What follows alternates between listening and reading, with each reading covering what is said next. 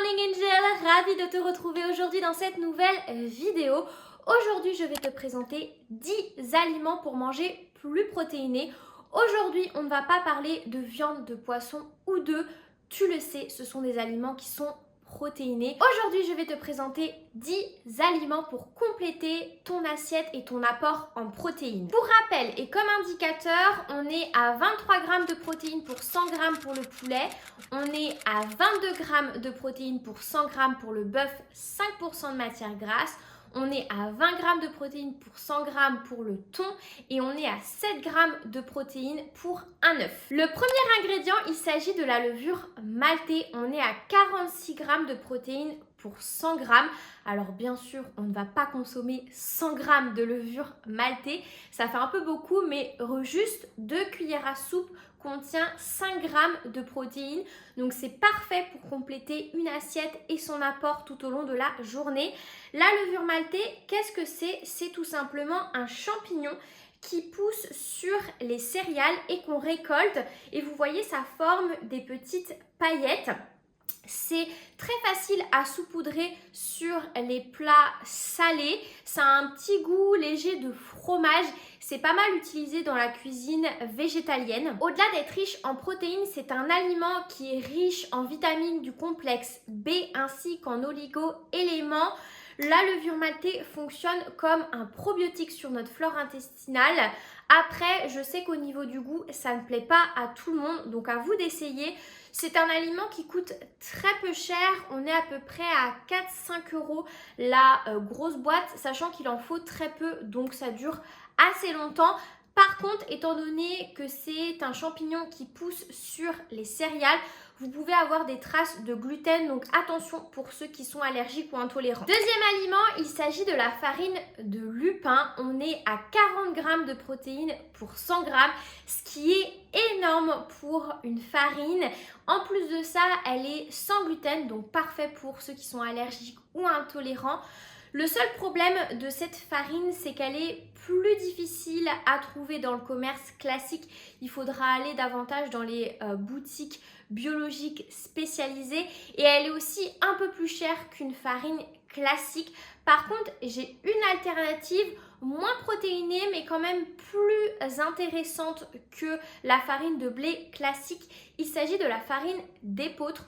On est à 14 g de protéines pour 100 g, donc un peu plus de protéines qu'une farine de blé. Elle est aussi beaucoup plus accessible, on la trouve beaucoup plus facilement et à un prix plus raisonnable. Et également, moi j'aime beaucoup cette farine-là parce que je trouve qu'elle rend notamment les pâtisseries ultra moelleuses. J'ai pu faire des recettes avec de la farine de blé et de la farine d'épeautre. Clairement, au niveau de la texture, ça n'avait rien à voir. Moi, la farine d'épeautre, je suis conquise, c'est un de mes indispensables. Troisième aliment, troisième indispensable pour moi, il s'agit des beurres et des purées d'oléagineux. Vous savez que j'en consomme tous les jours, je vous en ai même fait un unboxing dans une de mes précédentes vidéos. On est à 29 g de protéines pour 100 g pour la purée d'amande. On est à 26 g de protéines pour 100 g pour le beurre de cacahuète et on est à 21 g de protéines pour 100 g pour la purée de noisettes, ce qui est vraiment pas mal. Par contre, encore une fois, ça va être plus un moyen de compléter son apport parce que je vous rappelle que les beurres et les purées d'oléagineux, au-delà d'être riches en protéines, sont également riches en bons lipides. Donc ce sont des bons lipides, mais ça reste quand même des matières grasses. Donc on va pas en abuser. Quatrième aliment, il s'agit des carrés frais 0%. Vous pouvez les prendre aussi en version classique. Mais là, étant donné que je suis en sèche, on évite les matières grasses. On est sur 17,5 g de protéines pour 100 g.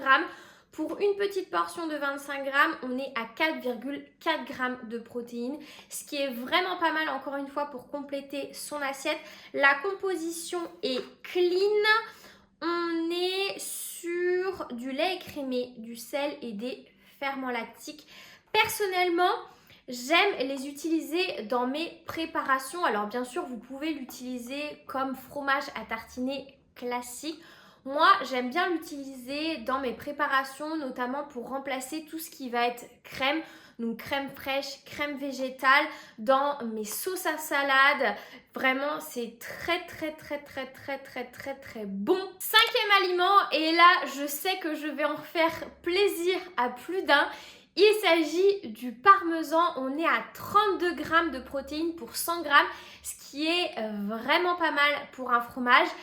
Après, encore une fois, le parmesan, c'est certes riche en protéines, mais aussi riche en lipides, donc à ne pas en abuser. Mais encore une fois, pour saupoudrer sur un bon plat de pâtes, ça permet de compléter son apport en protéines. Sixième aliment, je vais vous vendre un peu moins de rêve. Il s'agit des lentilles. On est à 25 grammes de protéines pour 100 grammes. Les lentilles, c'est top, ça se consomme chaud, froid, en salade, en soupe, dans une bolognaise, dans un dalle.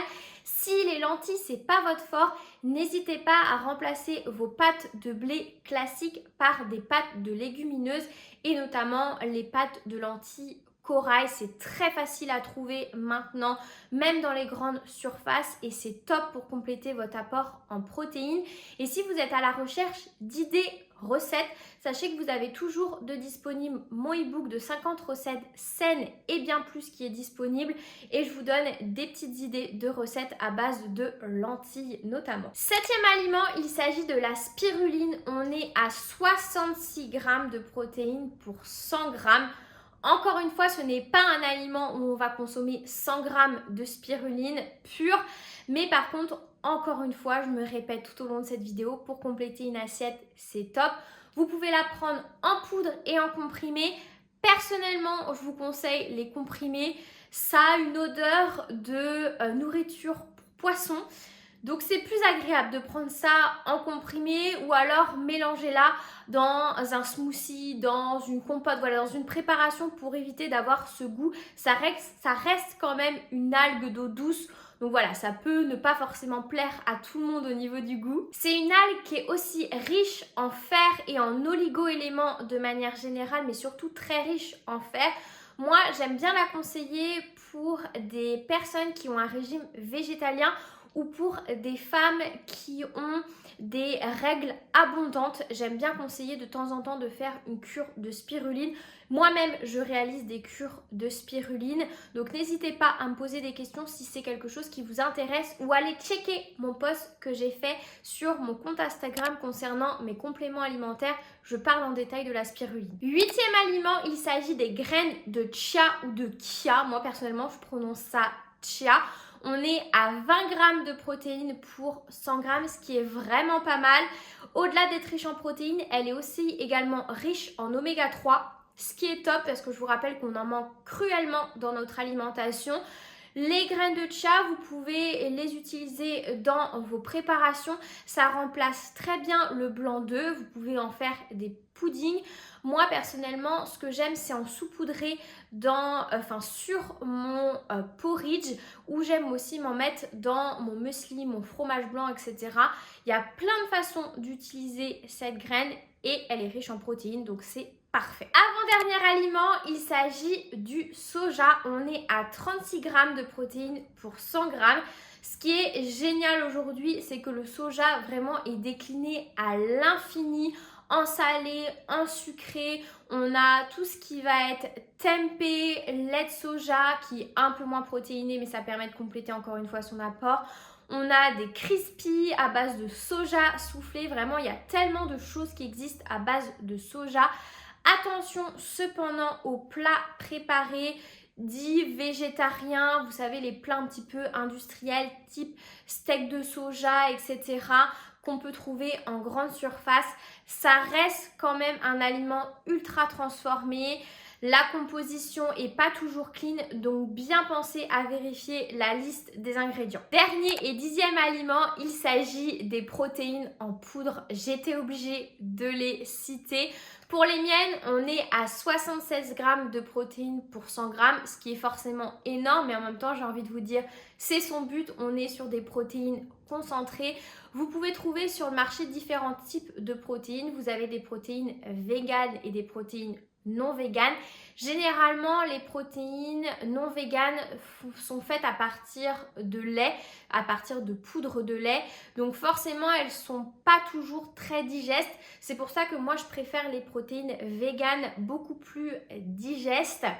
Au niveau de celles que j'utilise, je vous en ai déjà parlé, il s'agit celles de la marque Sins. Et elles sont top, saveur vanille, et dernièrement j'ai testé la saveur chocolat noisette qui est pas mal, mais vraiment la saveur vanille c'est ma préférée.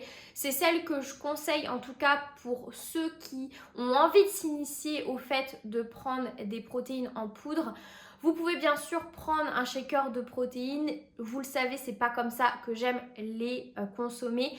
L'avantage des protéines en poudre, c'est qu'elles sont faciles à intégrer dans une alimentation du quotidien. Moi, j'en rajoute dans mes préparations pour gâteaux, dans mon porridge, dans mon fromage blanc. Ça donne un petit goût vanillé.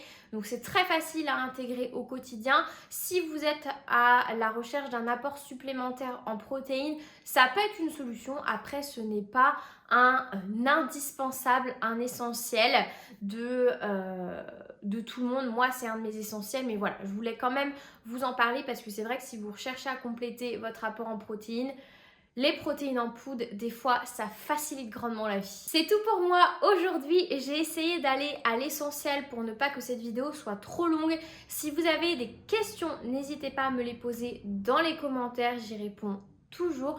Moi, je vous retrouve dimanche prochain pour une prochaine vidéo. Et en attendant, prenez soin de vous. Bye!